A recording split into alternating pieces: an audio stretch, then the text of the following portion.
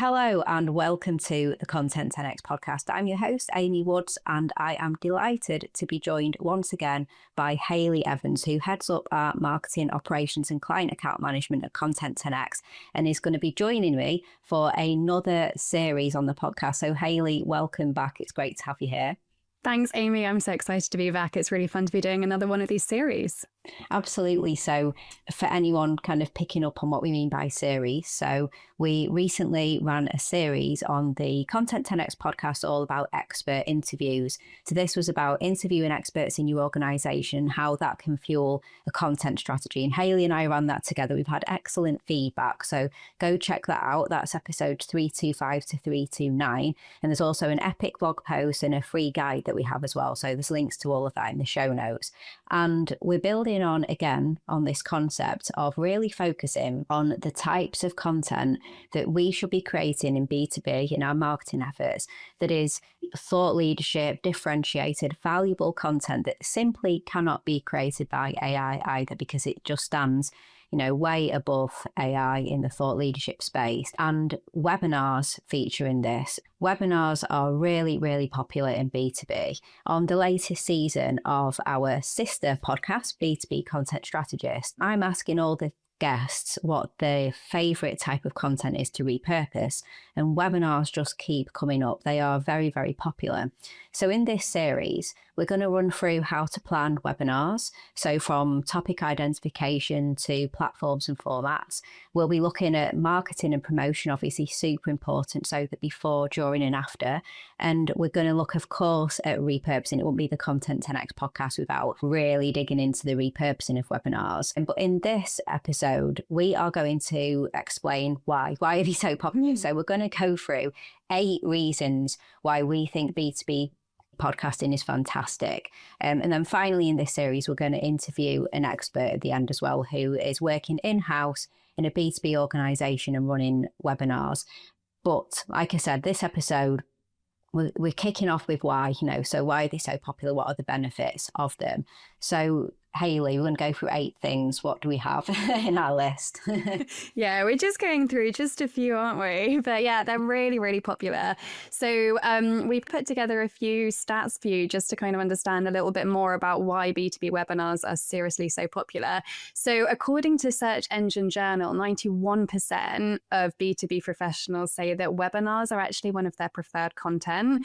And also we've looked at a benchmark report by Content Marketing Institute, and in there, webinars were also reported as the second most popular content asset that produced the best results, with 47%, and that's second to in-person events, which obviously we love an in-person event too. But B2B audiences love webinars and B2B marketing teams run them so much. I think we're fair to say that looking at our LinkedIn feeds, we regularly see webinar invites, which is amazing. But yeah, as you mentioned, we've got 8 reasons why webinars are absolutely brilliant. So to cover off the first one, webinars are incredibly great for highly effective lead generation. So HubSpot actually says that 53% of marketers say that webinars generate really high quality leads, which is super important.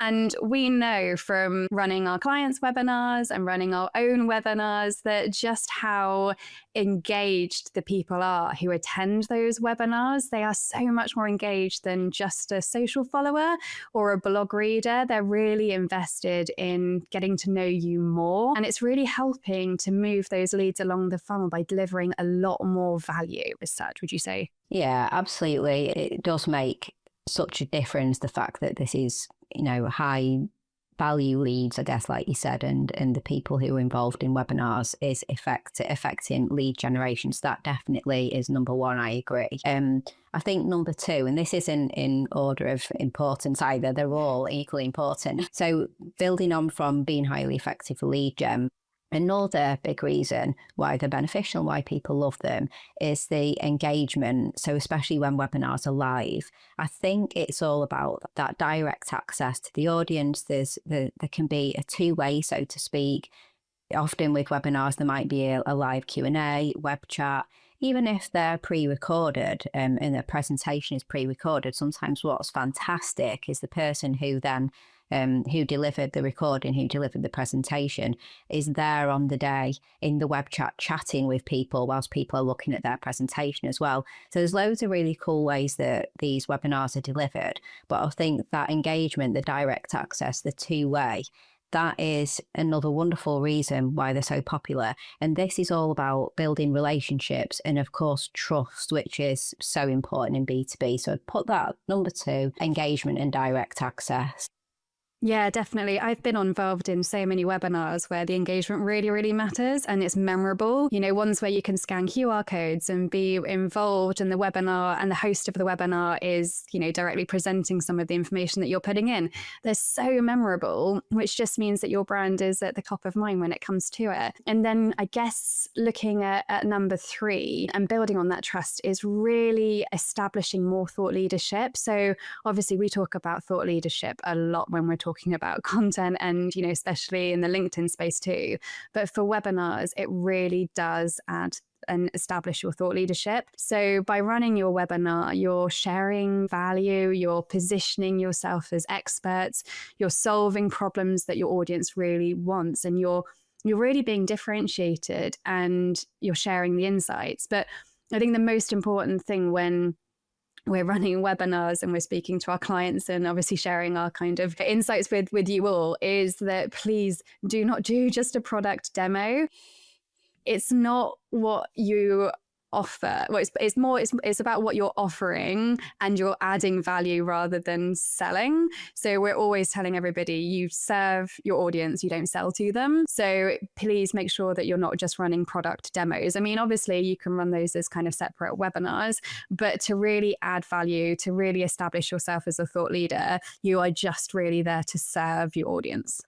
Yeah, I absolutely agree. And like you said, you know, there may be a place for product demos, but it's not a thought leadership style webinar that would be that place. So yeah, that's huge, like the trust building in the thought leadership. Number 4, we have repurposing. So I already mentioned we're going to do, as part of this series, unsurprisingly, I'm sure, an entire episode on how you can repurpose webinars. But just to say here that that's one of the big reasons why they are so beneficial, because as well as that lead generating content and the thought leadership and building trust, it's not just the content on the day from the webinar.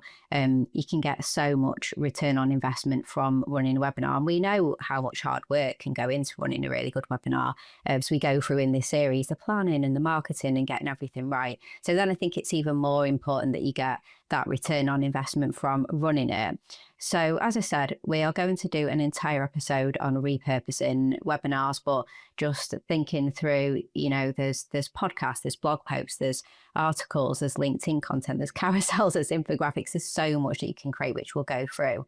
Now, I mentioned earlier that on the other podcast that we have, our sister podcast, B2B Content Strategists, where we speak to leaders who are day in, day out running marketing functions.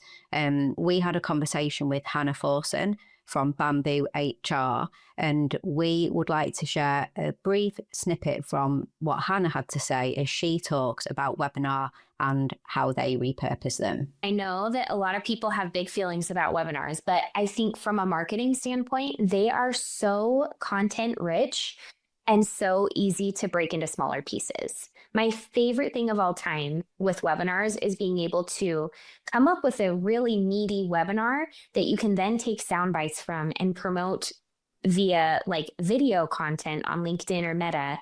And be able to make blog posts from one topic that maybe we didn't get to go as deep into, but all kind of like spider webbing back into one core asset. That's like my favorite thing to do with content. One, because usually resources are slim and you want to be able to get the most amount of legs out of any piece of content that you can. And I think webinars are just so easy to get a whole host of different content types out of.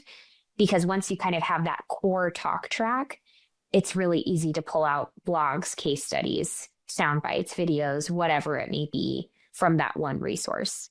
I absolutely loved that from Hannah. And as Amy mentioned, there's going to be more and more to come for us on repurposing webinars from, amazing people that we've had on guest podcasts as well. And Amy mentioned earlier that, webinars are really good for return on investments. And just to kind of double down on that, our number 5 is the cost effectiveness of them. So lower cost per lead and lower cost in terms of, marketing spend and involvement. We obviously mentioned earlier that webinars are second to in-person events, but in-person events are huge. The time, the resource, the live events involve venue bookings, travel. There's a whole coordination of teams that are involved, but it's not just the cost for yourselves as a brand, it's also costly for your attendees too. Whereas webinars are very simple. They involve investing in one platform, so for example, Zoom or GoToWebinar, but obviously that's nothing in comparison to putting on live events. And,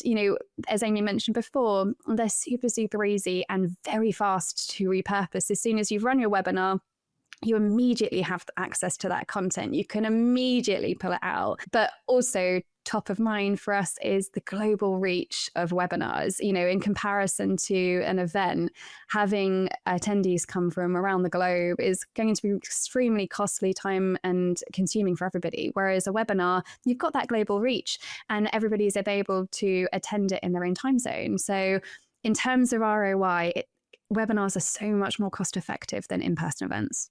Yeah, absolutely. Number 5, cost effectiveness, 100%. And then number 6 is also the SEO benefit. So you're just saying about global reach, obviously just reaching people with this content. And there are SEO benefits as well, and brand visibility, which all comes on to what we were saying as well about it's not just that moment, but the content that you create after it as well. So just briefly touching on this, because there's so much that you could say, obviously, about SEO and brand visibility.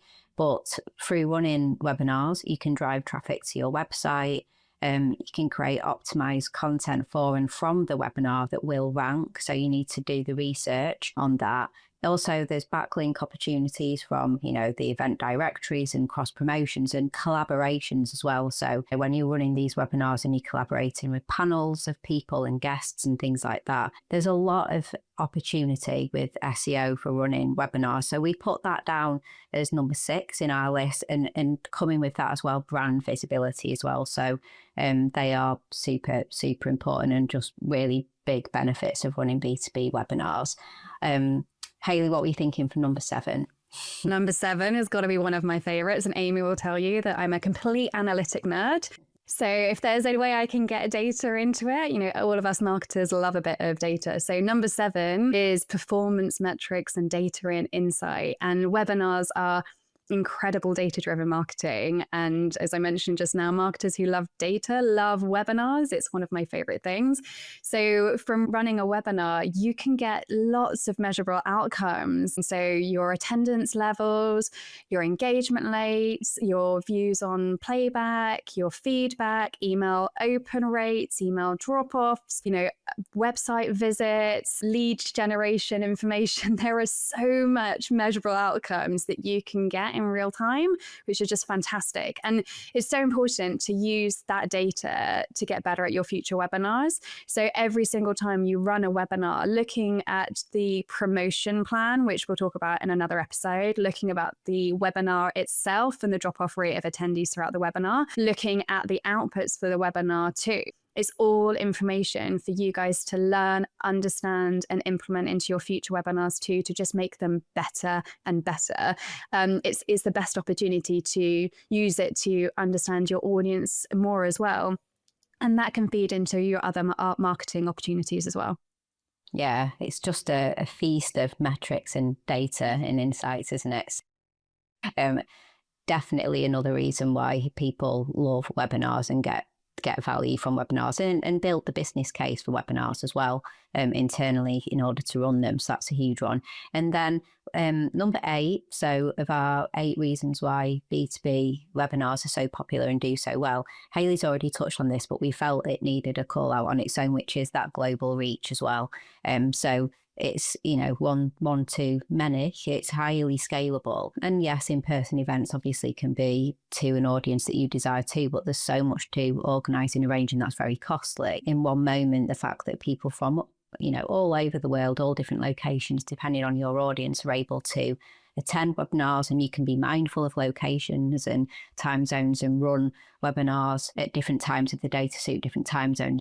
Global reach is a huge thing, which is another kind of massive benefit that we see in webinars and what our clients talk about as well. So there we go. We've introduced this series and talked through the benefits of webinars. And I'm sure that you can probably understand why we've decided to run a series on them, because there is so much to say about webinars, and we want to just pass on our learnings in terms of how we see them work best, and that goes through all the planning and the marketing and the repurposing. So we'll be digging into all of that. And also, Hayley, we've got a really useful free guide as well, haven't we, that we've created to go alongside this series? We really do. We have an absolutely brilliant free resource that goes alongside this. It's called the B2B Webinar Planning Playbook. And to get it, just head to content10x.com/webinar-guide. And in it, you'll find everything that you need to run a brilliant webinar, including a super, super handy checklist where we literally map out the whole journey from start to finish. So it's a really, really handy, simple page for you guys to be able to